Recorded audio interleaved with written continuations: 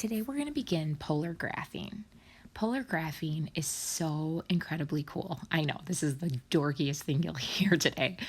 I love it. I think it's so much fun. It connects so much to first semester, and I really wish I could be there in person to teach you guys this because I just think it's so cool. It's like going to see fireworks on the 4th of July and just being in awe of what you're seeing and just the oohs, the ahs, you know. Probably not, but I just kind of want to hype up this lesson because I do think it is very neat. We're going to start the lesson by learning how to graph something by hand. I'm actually going to do a couple problems with you. They take a little bit of time, so I'll probably do the first one, stop the video, do the next one, and then talk about how to do things on your calculator. And then the next day of notes, I'll get into the ideas of symmetry, where you find it algebraically. Just a lot for the first day. So let's start by looking at problem 1. I'm going to show you guys how to graph by hand. Now, if I ask you guys to graph r equals -2 cosine theta, this is not an ordered pair. It is a polar equation, but it's not r comma theta. It's actually an equation. Now, when you're graphing, I always go back to semester 1. Think of this as y equals -2 cosine x. If we were in semester 1, I'd have you guys do your grid. I'm going to make this really long just so we can see this fully. And if you guys remember, the a value for this is equal to 2, and that represents our amplitude. So I'll go up 2, I'll go down 2. If you also remember, the b value on this, the value in front of x, is equal to 1, and that helps us to find our period. Remember, the period of the function is 2 pi over the b value, which in this case would be 2 pi over 1 or 2 pi. Now, in semester 1, I'd have you guys do 4 tick marks. And remember, as long as there was no phase shift, I always had you make that 4th tick mark the period. Now, for labeling, that would make this pi, and then half of that would be pi over 2, which means each tick mark goes up by pi over 2 units, which would make this 3 pi over 2. Now, we have a d value equal to 0, which means our midline is at 0. As I said earlier, no phase shift. So if I said to graph this, remember that you, with cosine, start at the top or bottom. And since this has been reflected, we are going to start at the bottom of the graph. So we would start right here at -2. Now, if we were to graph this entire thing, remember that the first tick mark, we would be back at the midline. At pi, we'd be back up on top. At 3 pi over 2, we'd be back at the midline. And at 2 pi, we'd be back at the bottom. Now, what we're going to do is connect this. But before we do, let's start looking at the table and kind of talk about what's happening as we go. What I want you to do is from 0 to pi over 2 in our table, use the same color, because what I want you guys to see is what happens from the lowest point here to the x-intercept of the graph, which happens at pi over 2. So if I said fill in this table, I want you to note that at 0, because remember that's our angle, we're at -2 as a value for r.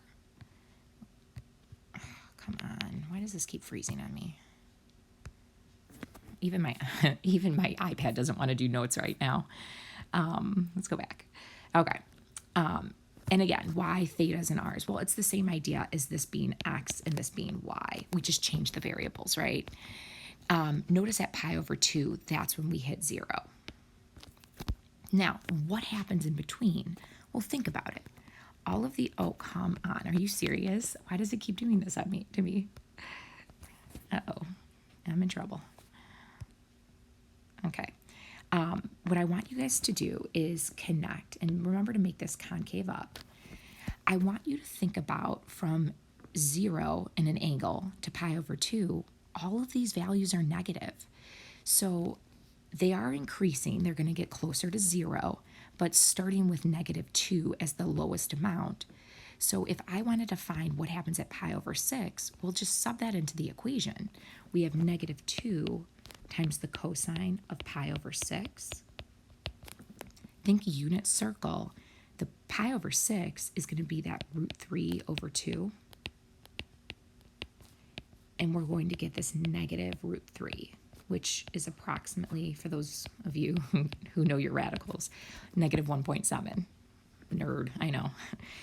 Next one, we could do the same thing and fill in the pi over 4.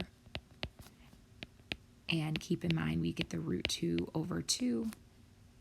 So we're getting the negative root 2, which again, for those of you who know, negative 1.4. I need a hobby. And then this last one, negative 2 times the cosine of pi over 3.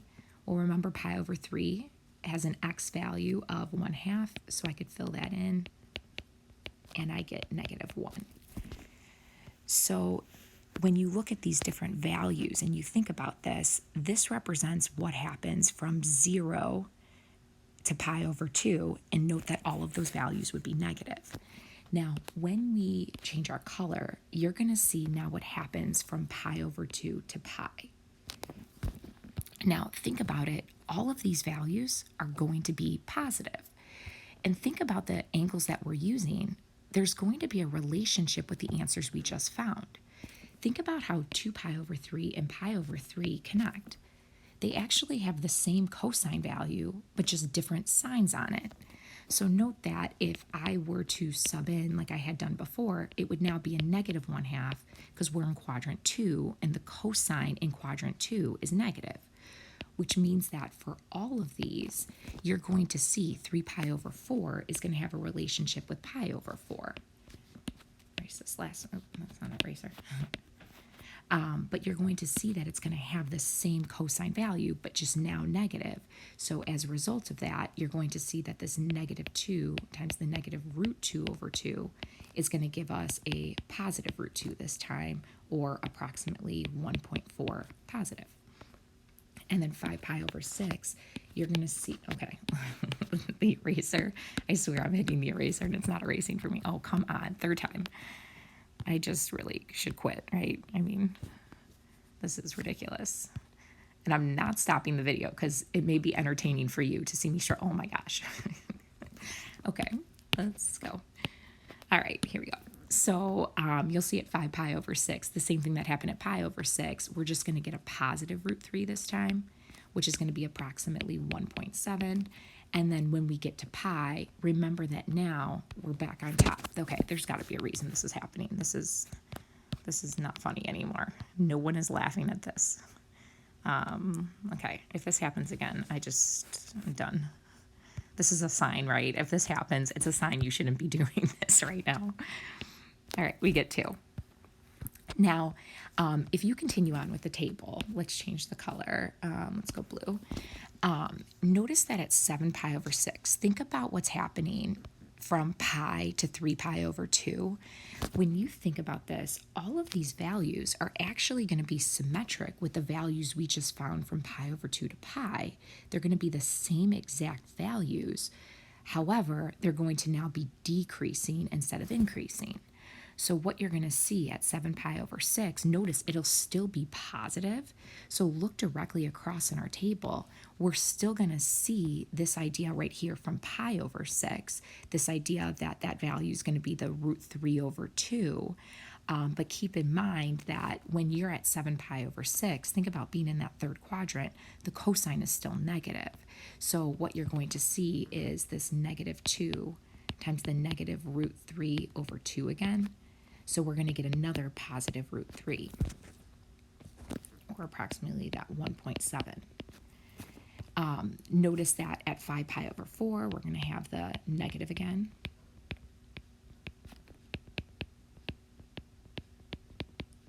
So notice we're starting big, and then we're getting smaller. And then 4 pi over 3, we would get that value. And then remember at 3 pi over 2, that is a 0. That is when we are hitting the x-axis. So that is that r value equal to 0. And then finally, the last set of this, and then we'll graph this and see what this looks like. At 5 pi over 3, remember that we're now in the fourth quadrant. The cosine, since we're dealing with the cosine function, is positive in the fourth quadrant. However, you're going to see that these values are negative because remember that -2 is in the front. So it's taking all these values that are becoming positive when we find the cosine of their angle, but we're multiplying it by a negative, which is making them all negative and below the x-axis. So when you think about 5 pi over 3, we'll think about 2 pi over 3, and just think about how over here the cosine would be positive a half. So we're getting a -1 there. At 7 pi over 4, think about how we would have a positive root 2 over 2. So you're getting that negative root 2, or negative 1.4. And then at 11 pi over 6, you're going to get the same thing you got at 5 pi over 6, but remember that for this right here, it's going to be a positive. So we're going to get the negative root 3. And then finally at 2 pi, if you guys recall, we saw at 2 pi we were at the lowest point, so that was just at -2. So we have all the ordered pairs. It took a while, but really it's symmetry, and when you do more of these, you get it a lot faster. You don't have to do the whole table to see what's happening. What I want you guys to do is go back to our original color, and we're going to start by graphing what's in red. Now, if you notice, the angle 0 has an R value of -2. Remember that the angle of 0 is here. I'm going to erase this. But remember that when the R value is negative, instead of going towards the angle, we go the other way. So I am going to graph that first point right here. This is 0, -2. Now, at pi over 6, the R value is also negative.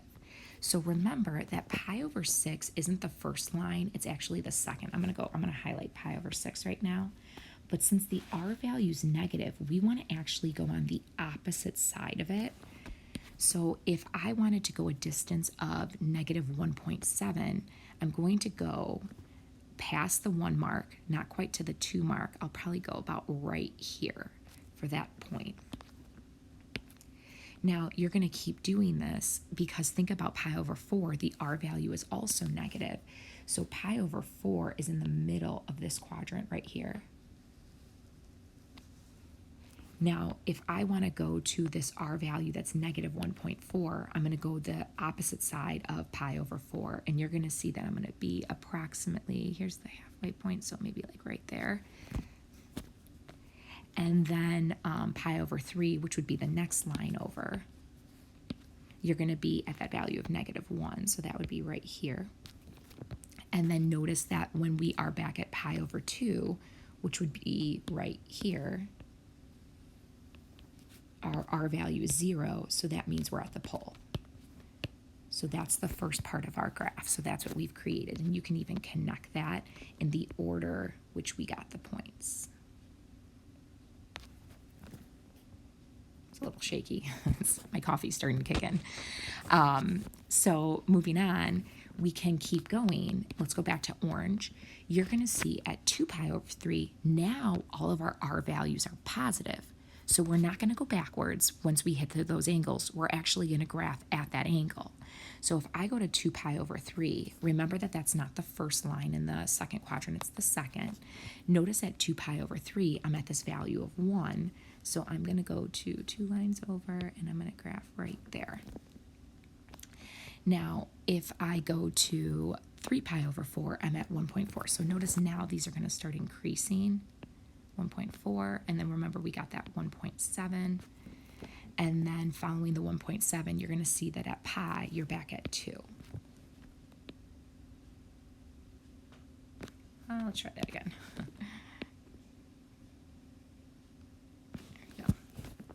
Not perfect, but we get the idea. Now, think about what is happening at 7 pi over 6. If I am in the third quadrant and my R values are all positive, if I go to 7 pi over 6, that's the second line right here. But note, if I go out 1.7, I'm actually already there. You're going to see that it actually, oh gosh, the eraser's not working again. So I'm going to keep scribbling more and more and more. That probably means my whole screen is frozen. Let's see. If I go to 5 pi over 4, you'd see that that's at 1.4. 4 pi over 3 is at 1. And at 3 pi over 2, we're back at 0. So you're going to see that actually to complete one full cycle, oh, I got to close this out again. Okay.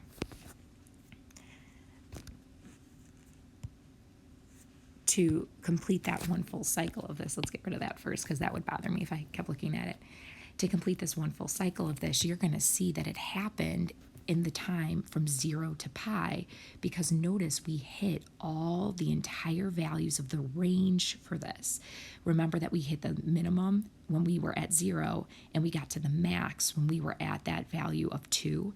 So you've gone through the entire range of values by the time we hit pi, and that is what allows us to see the circle at that time. Now, if you keep going with 5 pi over 3, -1, notice that that would take you right here. 7 pi over 4, with that value of -1.54, you would get here, and then so on and so forth to get that. So you actually see 2 full circles in the time it takes to graph this from 0 to 2 pi. Now, this is in fact what we call a circle, but a polar circle. The symmetry of this, you guys will notice there's 3 different answers you can give for symmetry. The first type of symmetry we would say is with the line theta equals 0, and that's the x-axis. Because think about this line, theta equals 0. Well, whatever your r value is, whether it be positive, it would be on the right-hand side of the x-axis. If r is negative, it would be the left-hand side of the x-axis. So as a result, we call this a line, theta equals 0, and that line is the x-axis. Well, notice if I were to draw a line down the x-axis, that cuts this into 2 equal pieces. So this right here has symmetry with the line theta equals 0. Notice that the other types of symmetry are the line theta equals pi over 2. Well, keep in mind that is the y-axis, and notice that if I cut this down the y-axis, I don't get 2 equal pieces, so it doesn't have symmetry with the y-axis.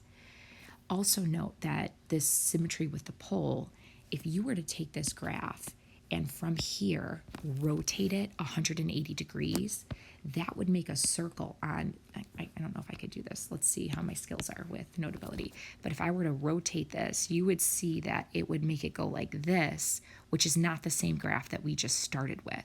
So as a result, it does not have that rotational symmetry.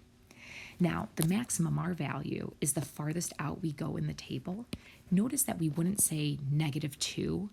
When you think about a distance, we're just going to say the max out that it went is a value of 2 units. So that is our first graph of doing this by hand. The next video is going to cover the next problem.